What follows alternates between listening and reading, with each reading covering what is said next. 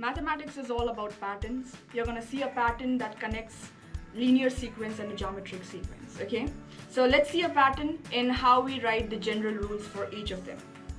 Let's begin. Linear sequence is characterized by a constant addition of some value. In this case, 5 is constantly being added. If you look at the geometric sequence, the repetitive function here is multiplying by 5. You're multiplying by 5 here. So that is the first difference I see in a linear sequence and geometric sequence. The next thing you should keep in mind is to finding the zero term in both the cases. So finding the zero term is going backward. So 10 minus 5, 5 is my zero term here. In this case, if I want to go backward, I have to divide by 5 because opposite of multiplying by 5 is divided by 5 or divide by 5. 10 divided by 5, the answer is 2. So the technique is when you have the zero term, now from the zero term you are moving ahead, okay? So imagine it like this. This is your zero term. The first term is here, second term is here, and so on. So from the zero term, in this case I got the zero term as 5. So imagine that from the zero term, you're adding 5 constantly. To reach the first term, you're adding once. To reach the second term, you're adding twice. And that is being followed, correct? So whatever position you are in, you want to multiply for that many times.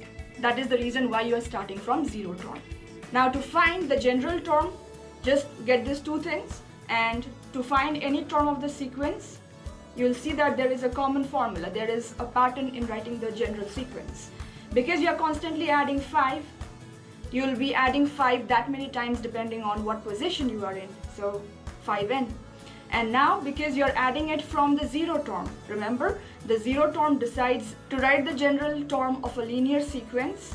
I will start at the zero term. From the zero term, I'll be adding 5 every time depending on what position I want to go. So similarly, in geometric sequence, start from the zero term. I got the zero term as 2. So from 2, you're constantly multiplying 5 for how many times? For whatever position. You want to find the 100th term, you just multiply 5 100 times. You multiply 5 100 times, but starting from zero term. So that is the reason if you see in linear sequence, you constantly add. That is the reason why your function is an addition function. And in geometric sequence, you always multiply. That is the reason function is a multiplicative function.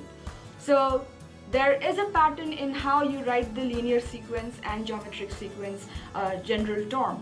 This is how you do it, and very simple. I hope this pattern helps you.